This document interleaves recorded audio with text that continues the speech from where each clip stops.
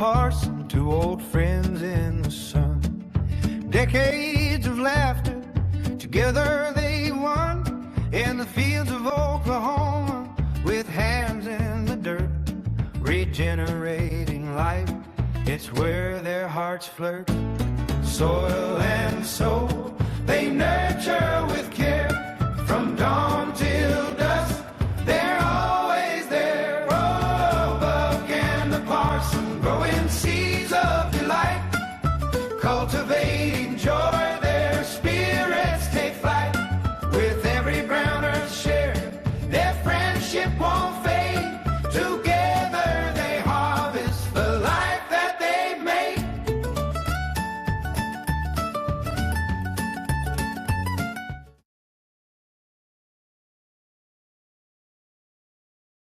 All right, friends. Hello, it's Stan Copeland. Some people call me the Pickling Parson. This is Buck. Some people call him David Nichols. But this is Buck and the Parson, the podcast. And we've got a guest with us today, Joel Stevenson. Joel and I have known each other for a long time, decades, more than 4. We went to school together, college together, and his wife, Sue Ellen, was also part of that college experience. And so pigs have brought us back together in part. All been on journeys to Monticello, Florida. Buck and I went to Monticello, Florida first to see some Iberico pigs, and then we went to Bluffton, Georgia to White Oak Pastures, saw some more Iberico pigs, and we came back pretty excited about all of that. And then I bought 7 pigs and had them processed in Florida. So Joel and I went back in December to pick up the pork. And so we went on a very cold weekend. And so it was a great time for hauling meat. We're talking about hams today. So a few days later, Buck and Joel, they came down to Chandler to the Stillwater Farm Market store, and we started working on those hams, getting them ready. Buck, what do you remember about that? I remember there's a stifle joint in the ham at Hawk, and that's the place where a ham, if you're curing it, will go bad. So Joel and I had pounds and pounds of a salt, sugar, herb mixture, and we are shoving salt down in the stifle joint as much as you could get in there. And the purpose of that is to salt it is to wick out the moisture. And Joel was better at it than me. Joel's hams were dripping. He got a ham on the end of each arm. That stifle joint's not very big. Now, what y'all need to know also is Joel is a barbecue guy. I mean, a real barbecue guy, not just a backyard guy. And so he knows what he's doing around a ham. That's right. Yeah. Mostly eating it. Yeah, right. That's the best part. Best thing. You know, when we got those hams all salted down and in the joint, as you've already heard described, which is very important, I had a lot of confidence that we'd done that right because I had 2 guys really doing a good job on that joint. After we got them salted down, Joel, what was next? That's actually the first time I had ever done a ham, like preparing it for smoking. So wrapping it in butcher paper and getting that sock over it. Yeah. Ready for hanging. You know, what starts happening nearly immediately is that the moisture starts being drawn out of that ham and into that butcher paper and into the ham sock. And so the ham starts losing weight. So we weighed the hams to get started, and then we weighed them about a month later, and we just weigh them throughout the process because they need to lose about 28% of their weight. Then you know that they're good and cured. And so this video that we're about to show you is the video of the process, the first step in brining the hams, getting the hams all salted and sugared down, wrapped up and ready to go into the curing house. Enjoy it. Everybody say stifle.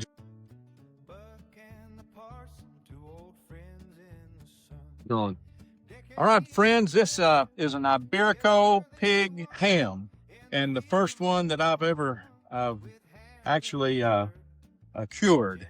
So here goes the cure. We've got about a 4-to-1 ratio salt to brown sugar, and then there's a little bit of cayenne pepper in here, about 1/8 of a cup, and there's about 1/4 of a cup of paprika, a little bit of curing salt, and then we put some hickory smoke powder in here. So I think it smells really good, but you can see how it looks when it goes on the ham. You can put a little bit of water on the ham, but these hams they're not wet, but and they got a good stickum to it. So the thing that you really want to make sure that you do is that you get plenty of this salt mixture deep down into the hock, because this is the heel and this is the stifle joint. If this ham's going to go bad, it's going to go bad down in there. So you got to make sure you get plenty of the salt cure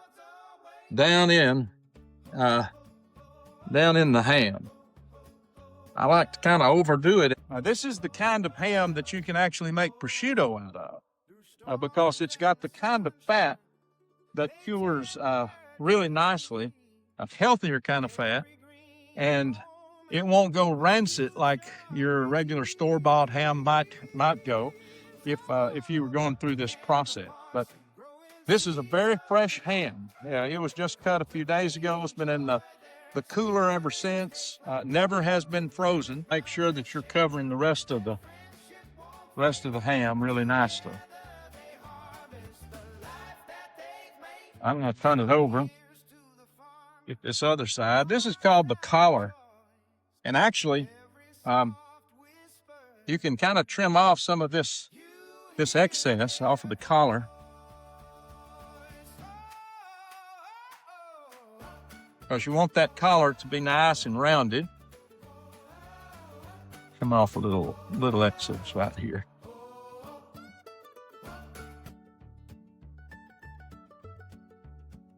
Oh, that's good. All right, and the next step we're going to do is cover this ham with butcher paper. We're going to wrap it up with butcher paper. And after we wrap it up with butcher paper, we're going to put it in a ham sock. And in that ham sock, we're going to sack it up, butcher paper and all. Then we're going to put it in the cooler for about a month. So about toward the end of January, middle to the end of January, we're going to take it out and put it in my curing house up at the farm. We'll leave it in there another month. And then we'll take it out and do what we call shuck the ham. We'll color the paper and the ham sock off. There'll be a little mold on it by that time. Mold is absolutely not harmful. It's part of the processing. And so what we'll do is we'll clean that ham up, get all the mold off, and put it in the smokehouse for 2 days in a cold smoke. It's not cooking, it's just smoking.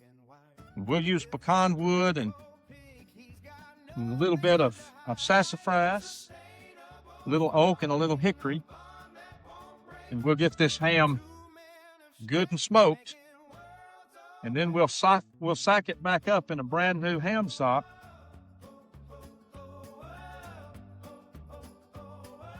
And then we'll put it in the curing house for several months.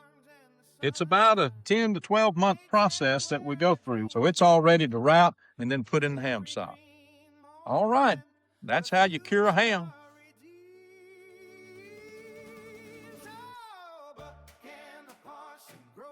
Now what we're going to do right now, the hams have been hanging up for 2 months. They've lost considerable weight. They've been in the curing house. We can temperature control the curing house. But this is the winter time, so it has gotten a little bit warm from time to time, but mostly it's gotten cold. It got real cold. But I can control the temperature in the house and also the humidity. But this time of year, you just let the nature do its work. The ebb and flow of the temperature really does help the hams to cure properly, and that's what they've been doing in the curing house. And so today we're about the business. Step 2 is shucking the hams. Buck, why don't you describe what the shucking is? Just like shucking corn. Just like you take off that old ham sock, you take off that nasty butcher paper, we scrub down the hams, got the mold off of it, and the mold is a good thing, just like making fine cheese. And we got them cleaned up, and then we put them in a fresh ham sock, and next they'll go right here in the smokehouse. Yeah, Joel, you were pretty good at that, I noticed. Well, I must learn quick, because this city boy's never shucked corn, so shucking a ham, wasn't real sure what I was doing. You shucked hams before you shucked corn. That's something. That is something. Shucks. But yeah, I found real interesting was the amount of moisture that each ham lost, and they were all pretty consistent. Yeah. The percentage was definitely consistent. Very consistent. Some of the bigger hams that weighed 27, 26 pounds may have lost 4 pounds, and some of the smaller ones may have lost nearly 3, but you know, it was pretty consistent. So that's what we wanted. Here's a video that shows you a little bit about that process and some ham shuckers in action. All right, friends, what we're doing is shucking the hams. This is Buck and Joel. They're after this, as am I. And this is ham number 7. Now, this is important because this has the weight of the ham when we started and the last time we weighed it. And so at the end of this process, we're going to weigh it again. But what you do is you take the ham socks off, and then there's butcher paper. Take the butcher paper off. This butcher paper is wet because that ham has been basically getting rid of its moisture because it's had salt, brown sugar, paprika, a little bit of red pepper. This is the ham sock we put on first so that paper comes off real easy. Now, there's a little bit of mold on the ham. There always is. That's what you want. You want to know that process of aging and curing is started. It's just like kind of like cheese. It's part of the culturing and finalizing of the ham. Now, these hams have been hanging in the curing house for about 2 months. And of course, it's been a little warm at times. It's been real cold at times. And the curing house, we can control the temperature and the humidity in the curing house. But the fluctuation in temperature is really good for the ham curing process. So what I'm going to do is I'm going to get a rag. Thank you.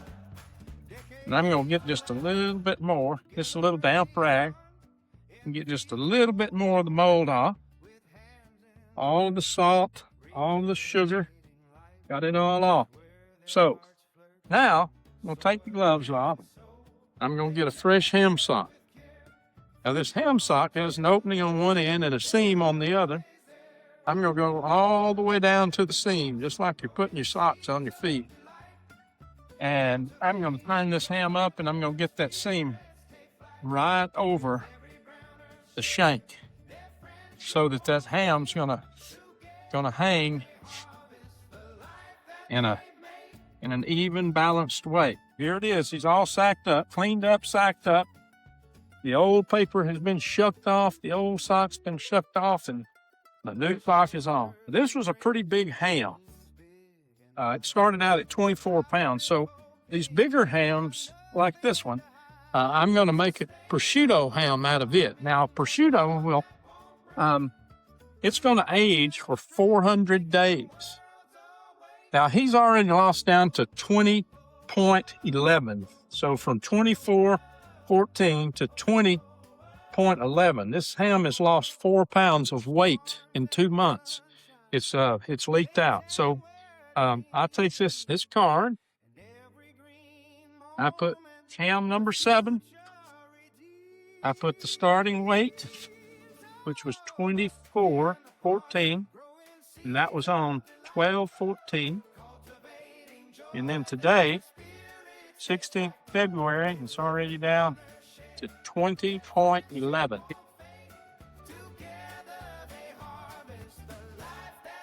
It's a beautiful day in East Texas. This is It is so gorgeous. comfortable. Just Got the sleeves rolled up.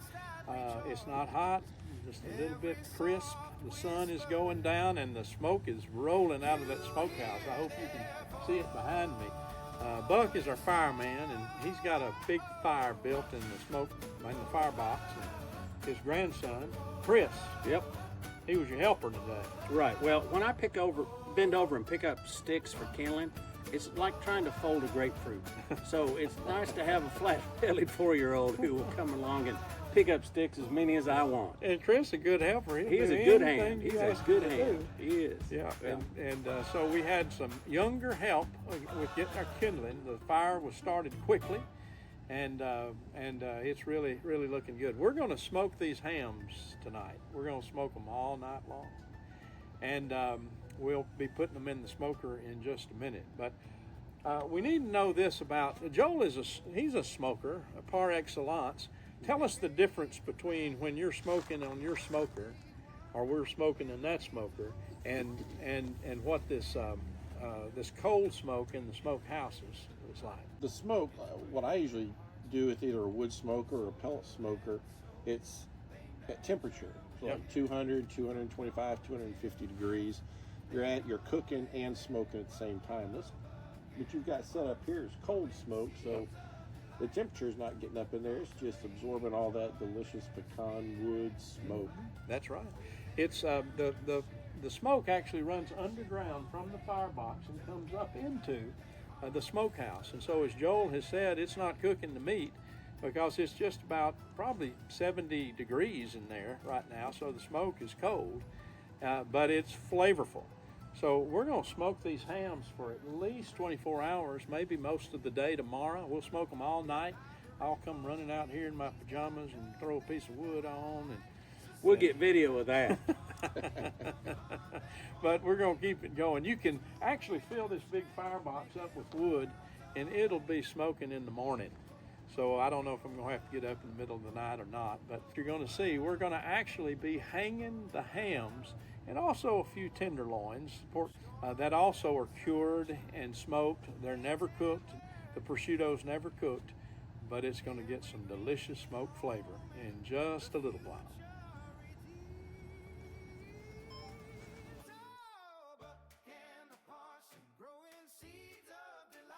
It's been quite a process. We've taken these hams from bringing them back. Joel and I went out and got the pork, including the hams, in Monticello, Florida, and brought them back on a very cold weekend all the way back to Chandler.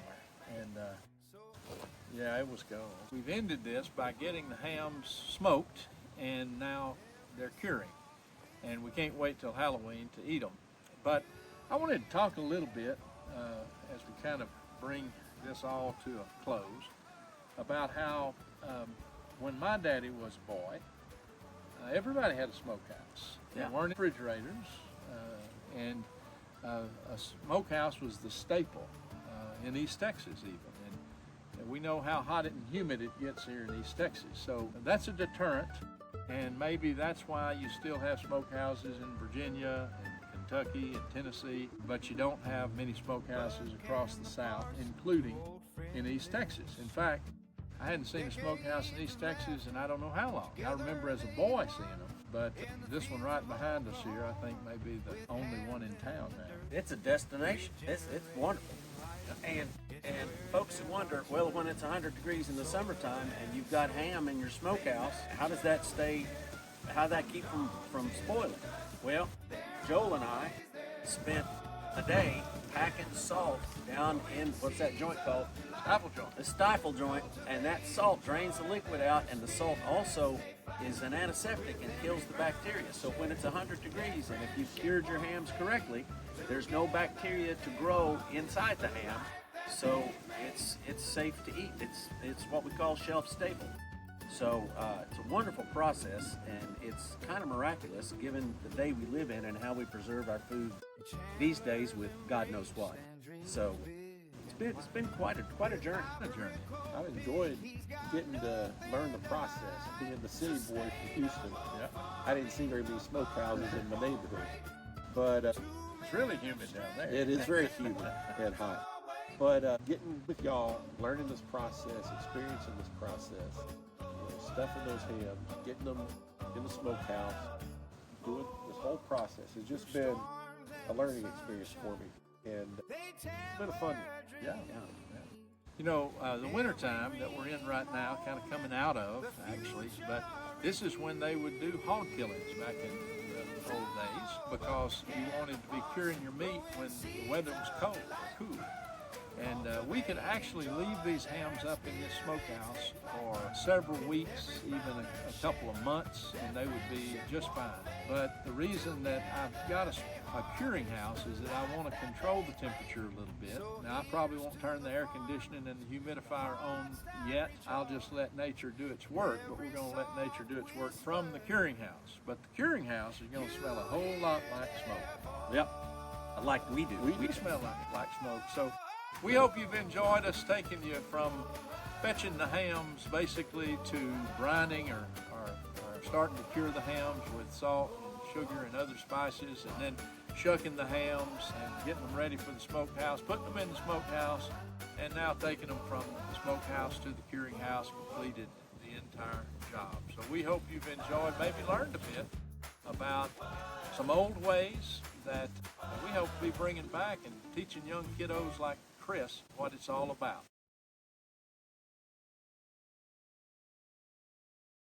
Brothers share, their friendship won't fade. Together they harvest the life that they've made.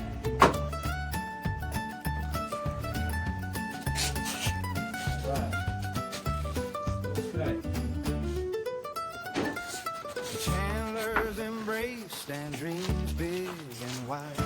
Without a rip-old pig, he's got nothing to hide. Sustainable farming, a bond that won't break. Two men of strength making worlds awake. Oh, oh, oh, oh, oh, oh, oh, oh, oh, oh. Through storms and the sunshine, they tend their dreams. In every green moment, the future redeems. Oh, Buck and the Parson growing seeds of delight, cultivating joy, their spirits take flight. With every browner shed, their friendship won't fade. Together they harvest. All right, mine is on its way. So here's to the farmers, the hearts that rejoice in every soft whisper. You